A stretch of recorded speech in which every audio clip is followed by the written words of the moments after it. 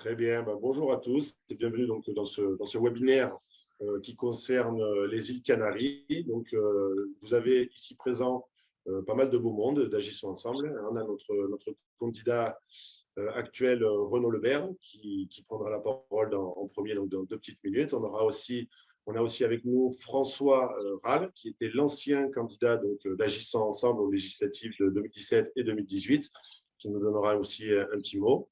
Stéphane Fanouki, qui est on va dire le responsable campagne d'Agissons Ensemble, qui, qui nous vient du Portugal.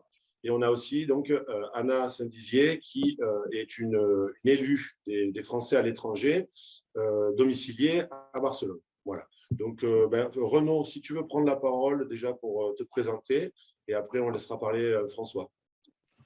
Oui, merci Valérian, et déjà merci pour cette organisation chez toi aux Canaries. Bon, je voudrais bien être parmi vous, mais je réserve ma tournée pour le second tour. Je viendrai vous voir au second tour. J'aurai plus de temps et je vous Super promets, nouvelle. je serai parmi vous.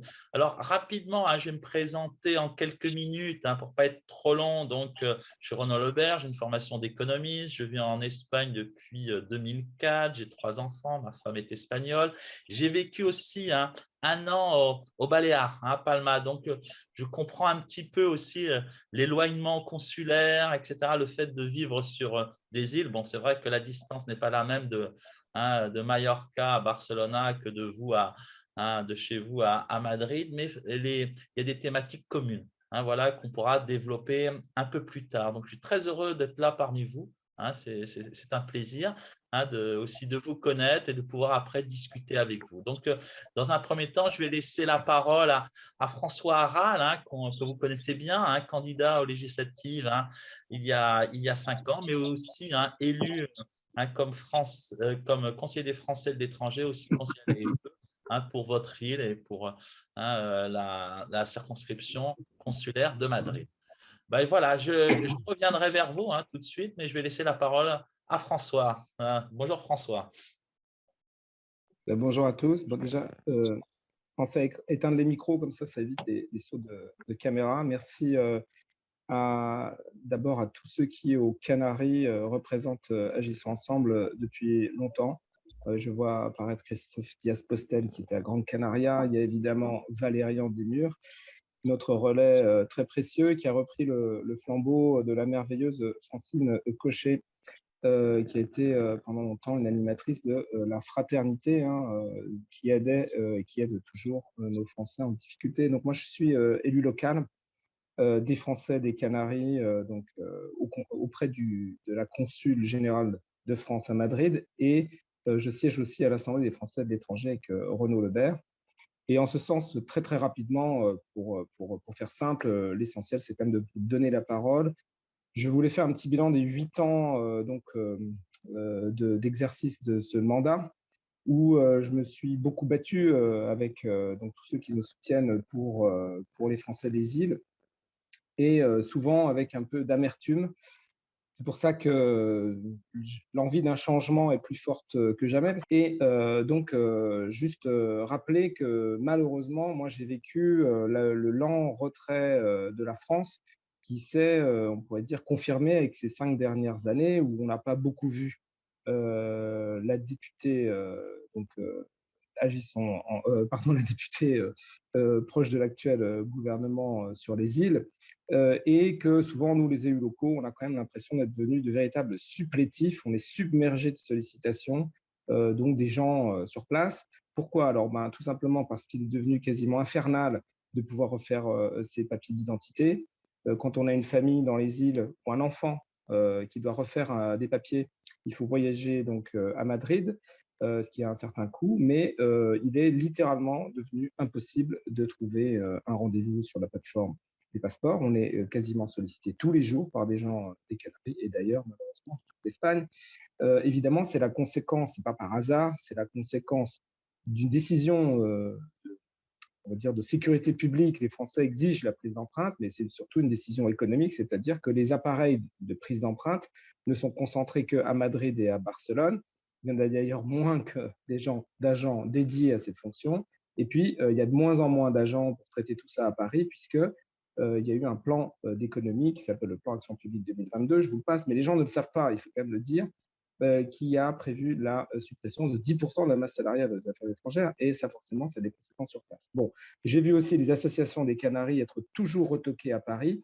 Je pense par exemple à l'Alliance française de Malaga, dans leur demande de subvention, la fête de Tenerife. Hein, quand une association des îles demande un budget pour un projet, elle n'a jamais 100% comme les autres associations de la péninsule. Le système des bourses, je dresse rapidement les grands thèmes si quelqu'un veut revenir, est à la dérive. Dans le consulat général de France à Madrid, c'est 34% de rejet. Donc, pour les gens qui ont leurs enfants au lycée français de Palma, de Telde à Grande Canaria ou de Santa Cruz de Tenerife. Et puis, les besoins accrus des fraternités, parce que beaucoup de Français s'installent dans les îles, plus que jamais.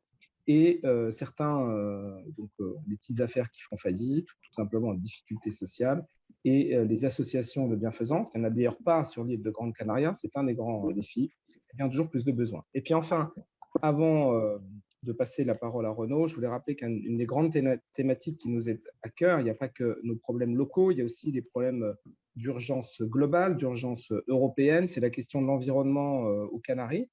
Évidemment, il y a le réchauffement climatique, mais pas seulement. On sait qu'il y a des écosystèmes extrêmement fragiles. Je connais bien, par exemple, l'écosystème des eaux saumâtres, là où Christophe Colomb venait prendre les eaux douces avant de voyager donc à Maspalomas, à Grande Canaria, qui est menacé par l'explosion touristique. Vous savez qu'il y a aussi des problèmes d'espèces envahissantes donc, lorsque les pétroliers sont stockés au port de Santa Cruz, ils ont en fait des coquillages qui viennent de l'autre bout du monde, qui s'installent et qui perturbent l'écosystème local, etc., etc. Voilà pourquoi, à mon avis, il est temps de choisir un député qui porte des idées écologiques et des idées qui défendent la proximité, les nécessités des Français de l'étranger, comme les Renaud Lebert. Renaud Lebert est un futur député et un élu local extrêmement loyal. Il a été exclu d'un parti pour défendre ma candidature en 2017. C'est un élu extrêmement apprécié qui vient de remporter les élections consulaires à 43% donc, dans la ville, dans la circonscription de Barcelone. Et donc, je pense qu'il est temps, c'est la chance de cette élection législative, de marquer une différence et puis de faire en sorte que cette circonscription soit vue par le gouvernement en place comme autre chose qu'un strapontin à aventure individuelle. On l'a vu avec Mme Casbonne qui nous a abandonnés et qui est partie au Sénat. On le voit aujourd'hui avec la candidature de Manuel Valls. Merci de m'avoir donné la parole et à votre disposition comme élu local.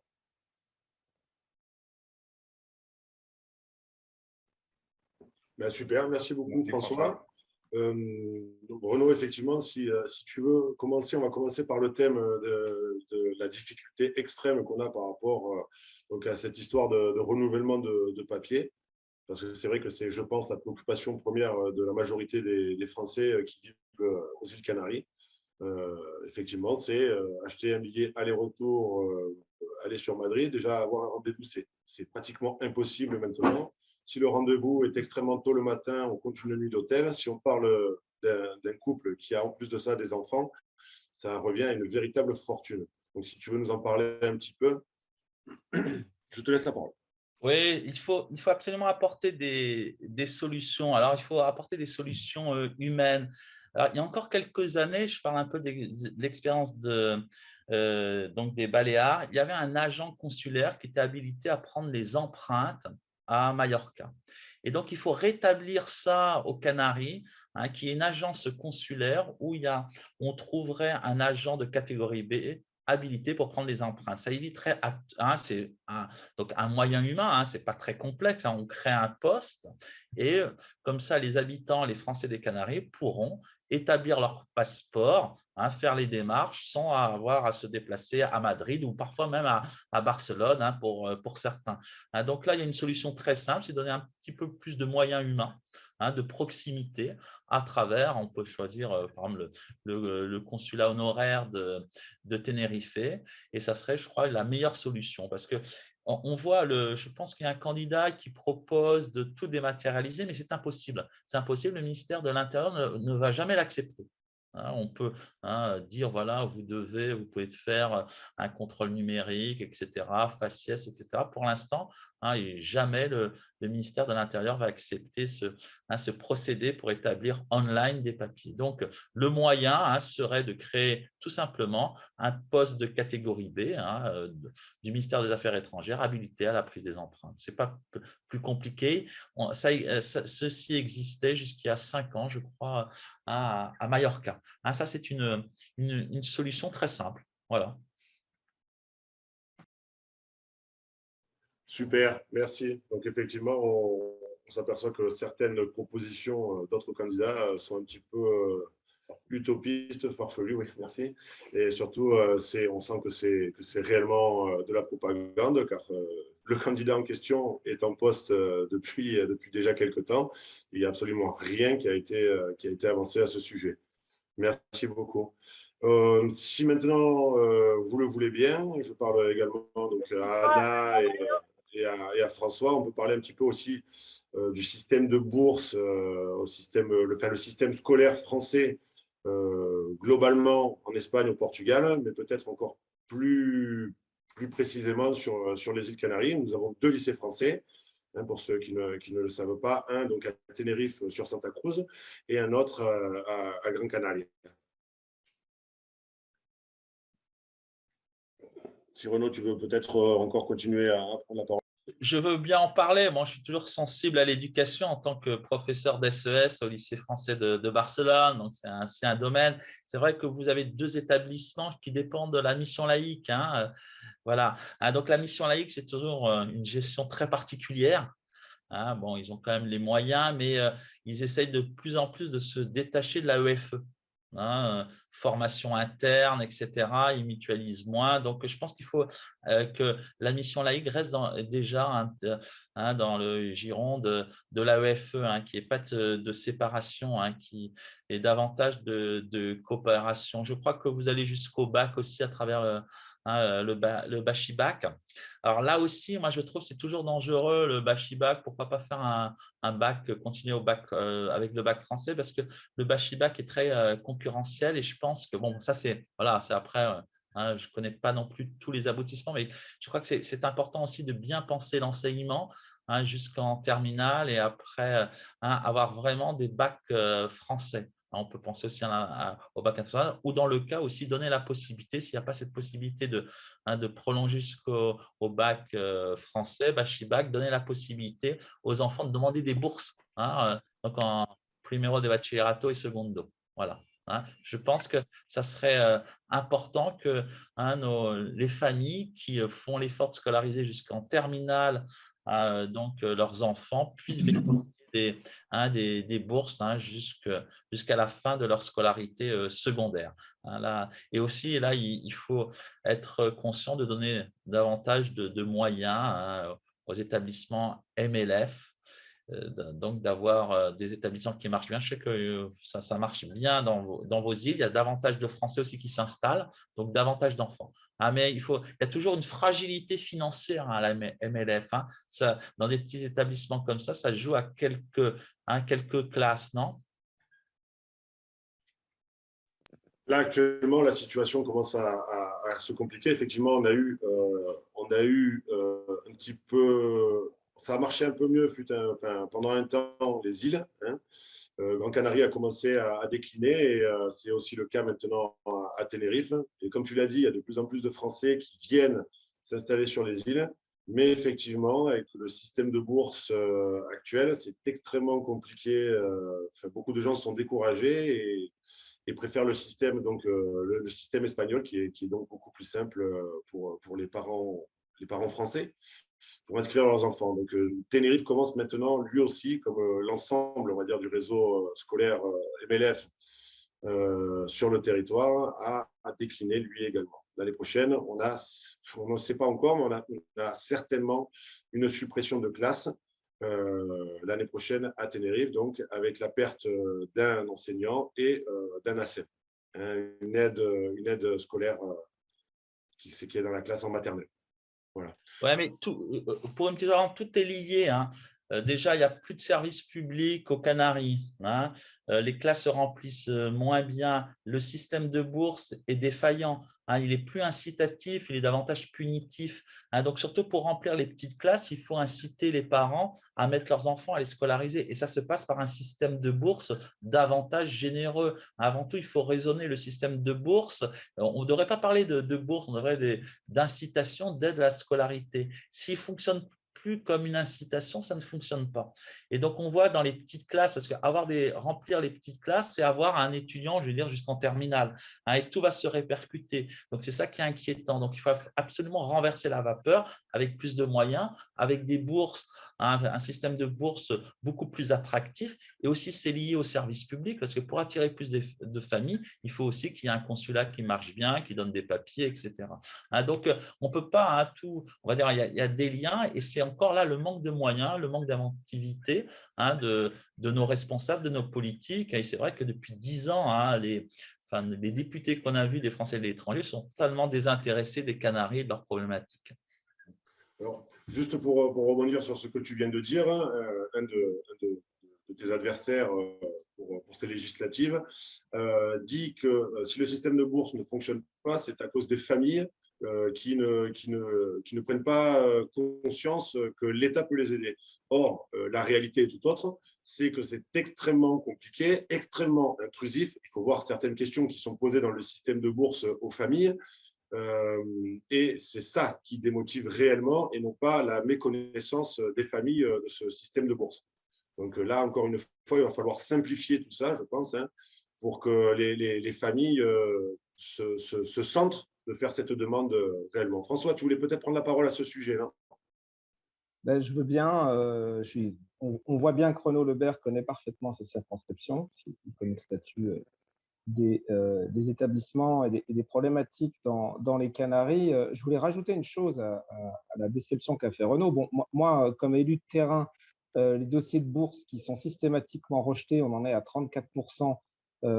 C'est forcément ce qu'a dit Renaud, ça décourage les gens. Puis finalement, on sait comment fonctionne notre communauté. Il y a des gens certainement dans la salle qui n'ont pas d'enfants, mais c'est pour d'autres problèmes pareils. Donc, l'information circule, les gens se disent les établissements français ne sont pas accessibles et puis ils oublient. Et en fait, leurs enfants, donc moi je suis prof en lycée aussi, et on oublie que ces établissements, ils ouvrent les portes. On peut avoir des enfants très heureux dans le système public espagnol, bien évidemment, mais ces établissements français, ils ouvrent des portes aux universités publiques françaises qui sont beaucoup moins chères, à des carrières qui sont très intéressantes. Je ne vais pas dire qu'elles sont meilleures, mais on oublie que c'est un droit de nos compatriotes qui est bafoué. Et puis, il y a une autre chose qu'il faudrait peut-être aussi expliquer, parce que les gens voient souvent ces candidats qui multiplient les posts ou les annonces vagues sur les réseaux sociaux, mais en ce moment, le gouvernement est en train de financer une expansion du réseau dans le monde, hein, puisque le président de la République avait soi-disant promis, il n'y arrive pas, mais qu'il y aurait un doublement des élèves dans les établissements français. En réalité, on se rend compte que là où on a déjà des lycées, en fait, ils sont à la dérive ou abandonnés, ils n'ont pas le soutien dont ils auraient besoin. Donc nous, c'est notre position, en tout cas, là où il y a des Français installés, là où il y a des lycéens installés, il faut les soutenir avant de partir à l'aventure ailleurs. Voilà. Super, merci. On peut peut-être maintenant parler aussi du milieu associatif. Il y a des choses qui se font aux îles Canaries, mais c'est très souvent avec les autorités locales et non pas avec donc l'État français qui a tendance parfois à un peu les oublier ou qui ont du mal à les accompagner, surtout qui attendent, on va dire, leur succès avant de les revendiquer comme des associations françaises et qui ne les aident pas au démarrage, où c'est là vraiment qu'ils auraient toute leur place. Si quelqu'un veut parler du milieu associatif, culturel, Renaud, je te laisse la parole. Ouais, je veux bien commencer. C'est vrai que pour les associations françaises, là aussi, il existe tout un dispositif qui s'appelle STAFF. Mais là encore, les critères, c'est vraiment la politique depuis plusieurs années. On annonce des budgets, mais on met des critères tellement stricts que les budgets ne vont jamais être dépensés. Et donc, pour les budgets staff, pour aider les associations, il y a des critères là aussi très stricts. Il faut tellement strict que très peu d'associations rentrent dans ce dispositif. Et donc, pour aider les associations, c'est difficile parce que voilà, elles déposent des dossiers, elles sont déçues. Je crois qu'il y avait un budget qui avait été annoncé à peu près de 2 millions dans un premier temps, seulement 700 000 € ont été dépensés. Oui. Ça veut dire qu'à peu près les 2 tiers du budget n'étaient pas dépensés et plus de la moitié des demandes de subventions ont été refusées. Donc, vous voyez bien l'étendue et c'est vrai qu'après, on se sent seul sur les îles, etc. On monte une association pour aider les gens et sur des critères, on va dire, injuste, on se fait éliminer, on n'est pas accompagné, naturellement, on se tourne vers les autorités locales. Là, c'est encore à l'image des bourses, les Français qui n'obtiennent pas de bourse, qui voient qu'ils n'ont pas l'accès à l'établissement, à la fin, ils quittent le système, le système français. Pareil pour les associations, ils vont vers le local. Et c'est ça qui est assez préoccupant, c'est un désengagement qui se fait déjà depuis très longtemps, et il faut absolument arrêter ce désengagement. Et je pense qu'un législateur, des députés, c'est vrai que j'espère ne pas être le seul député de l'étranger de NUPES, mais je pense qu'il faut être très nombreux pour défendre tout ça, pour éviter la suppression de ces budgets. Il faut vraiment qu'on soit le plus nombreux possible à l'Assemblée pour renverser, comme je l'ai déjà dit, la vapeur, cette austérité qui est un dogme. Ce n'est pas une nécessité, c'est vraiment un dogme. Et on voit que tout est… on peut débloquer l'argent, ce n'est pas un problème. On l'a vu pendant la crise de 2008. On cherche de l'argent quand il est nécessaire. Et aussi, durant la pandémie, là, tout à coup, on a trouvé des centaines de milliards, des dizaines de milliards sans problème et sans mettre en banqueroute l'État français. Et nous, on ne demande pas beaucoup, c'est de l'ordre de quelques millions pour nous aider.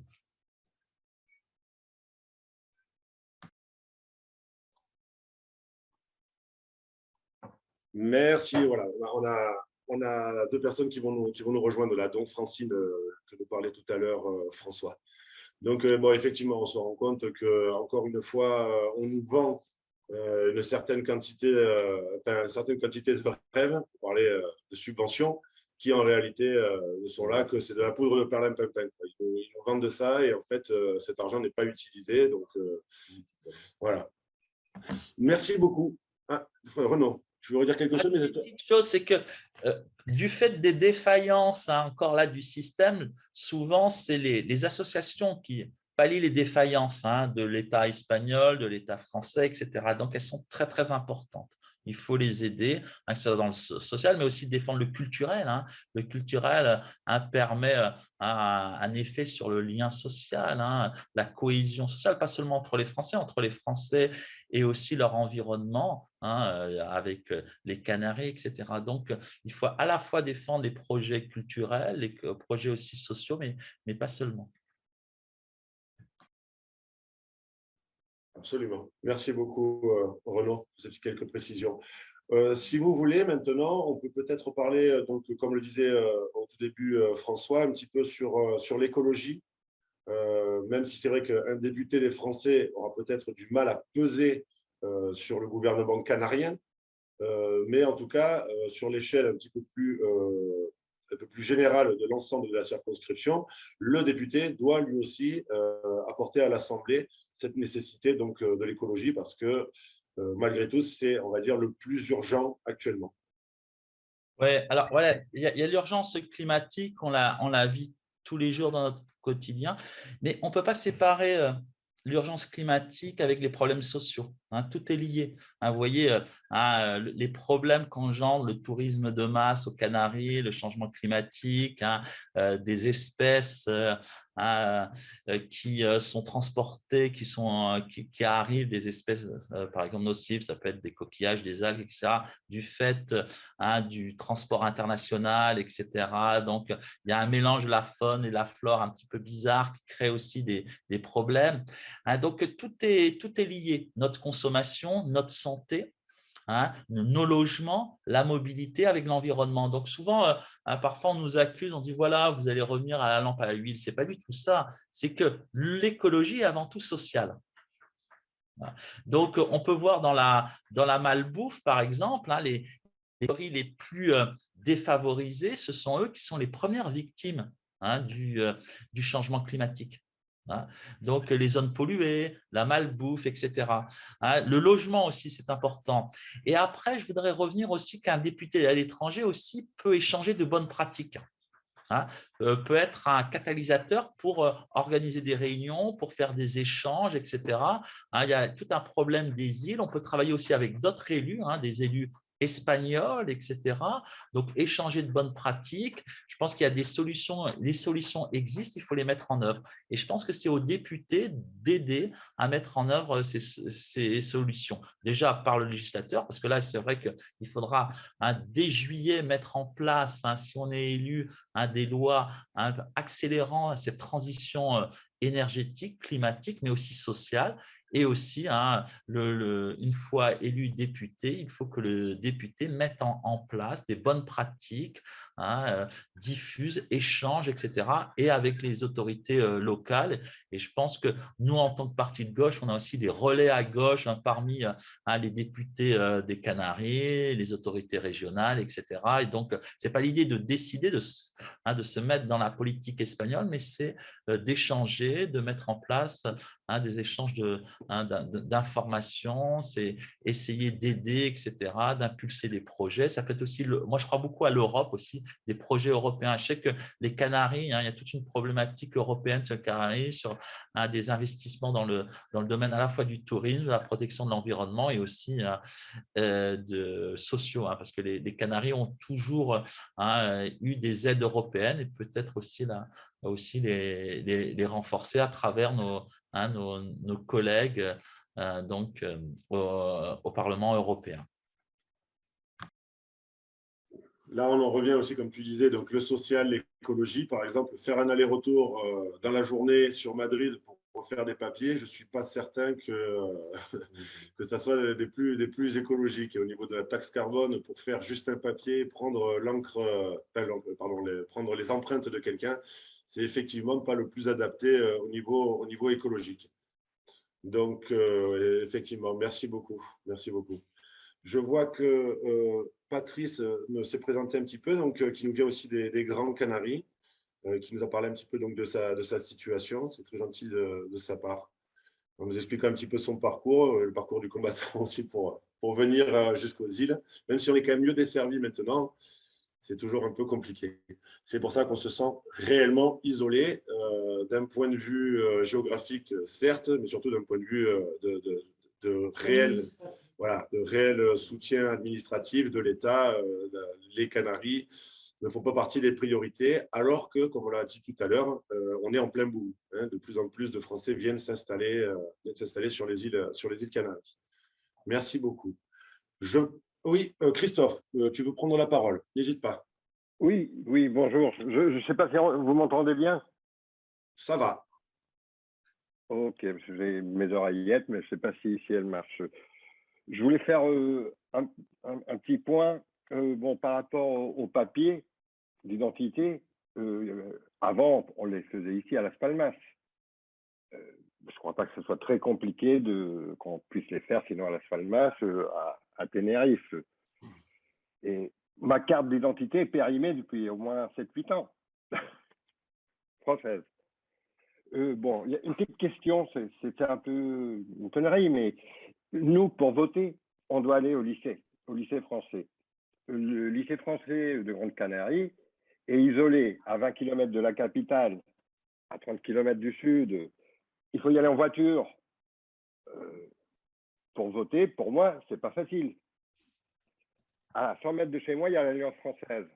On pourrait aller voter à l'Alliance française. Tout le monde pourrait voter, c'est plus facile. Bon, je suis le papa d'une jeune fille de 17 ans. Et elle a fait la plupart de son parcours scolaire au lycée français de Grande Canarie. Là, elle fait son bac au lycée public. L'année prochaine, en principe, elle part faire ses études en France. Alors, il y a un truc, ça s'appelle le JDC. Elle doit le faire. Et là, je suis complètement paumé.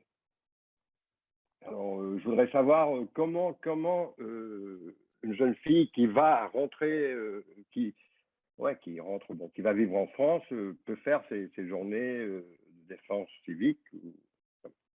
Et je vous remercie. Et vraiment, Renaud, je sais que tu as notre soutien et très envie de te voir à l'Assemblée. Merci. Bon, Merci. merci beaucoup, Christophe, pour tes encouragements. Je vais donner pour les journées citoyennes. C'est vrai que c'est un scandale que nos jeunes ne puissent pas faire leur journée citoyenne, au moins dans les établissements français à l'étranger ou même au consulat. Hein, donc là, les budgets ont été supprimés.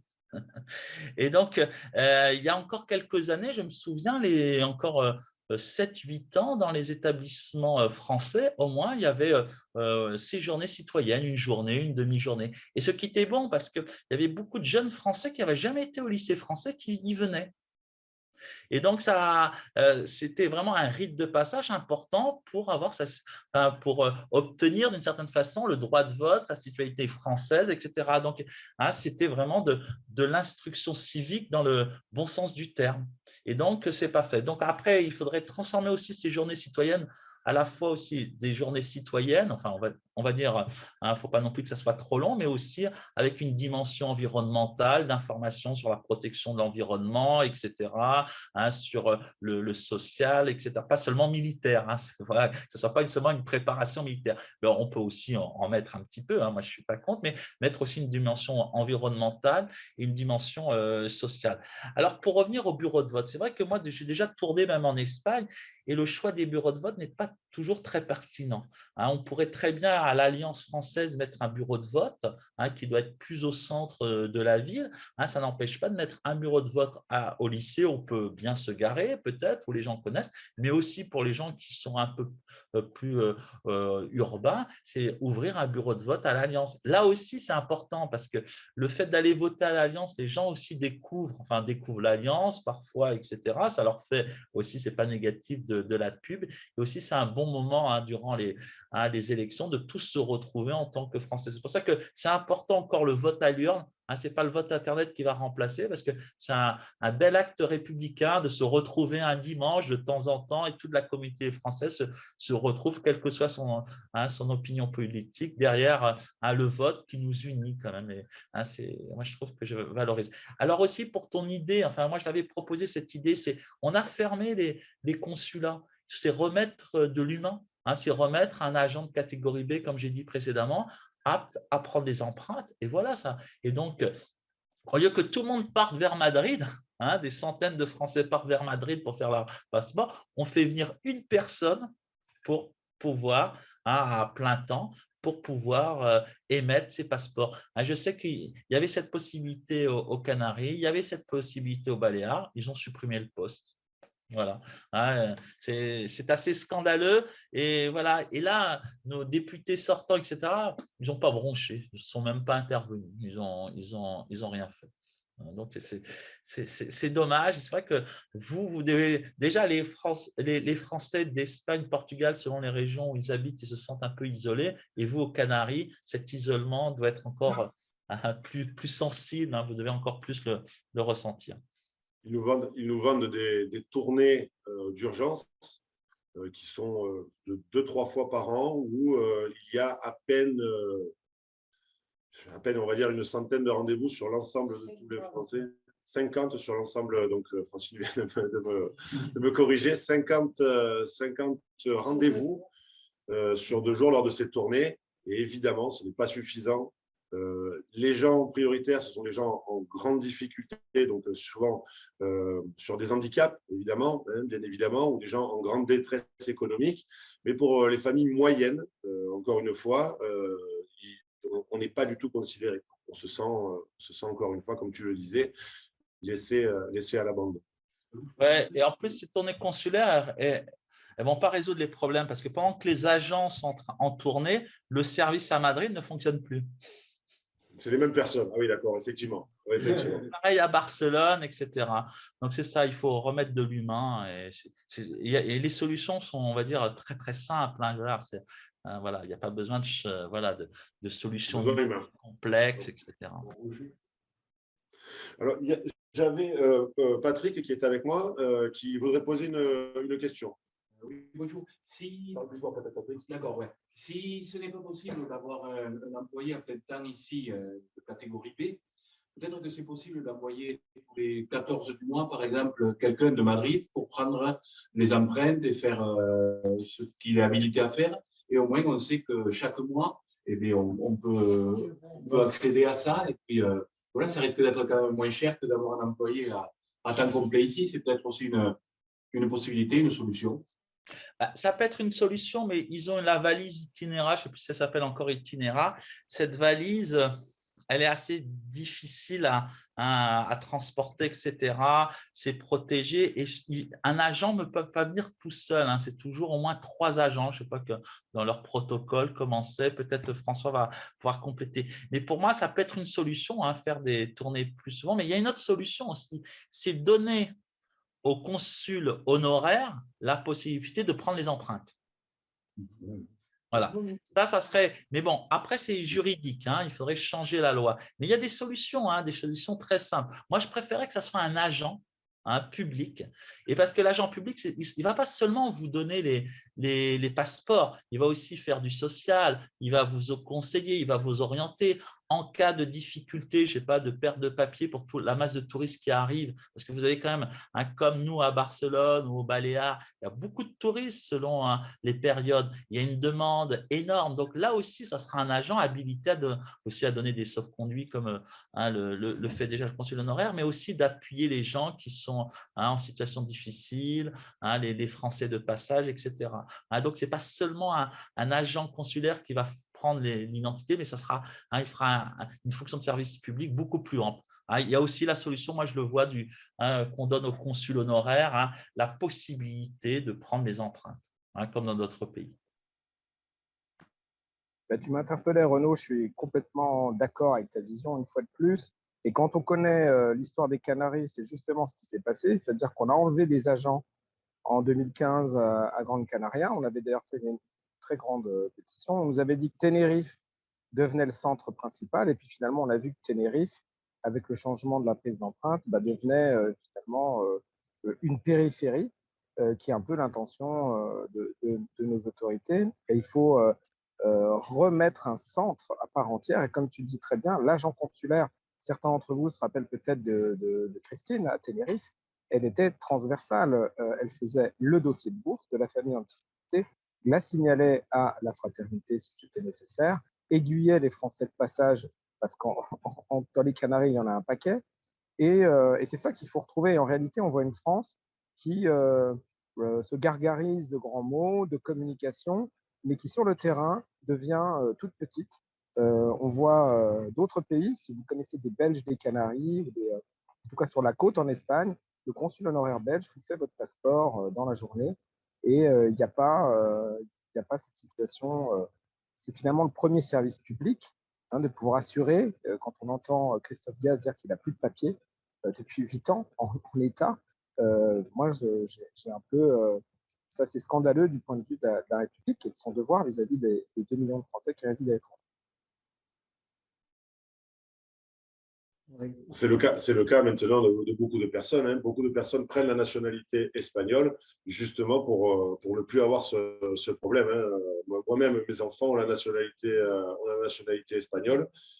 Et quand on a besoin de faire des papiers, on passe par le système administratif espagnol. Et moi, je suis sur le point de demander la nationalité également pour éviter aller à Madrid pour faire mes papiers parce que ça devient n'importe quoi. Est-ce que quelqu'un d'autre souhaiterait prendre la parole? Vous voudrez dire quelque chose, poser une question?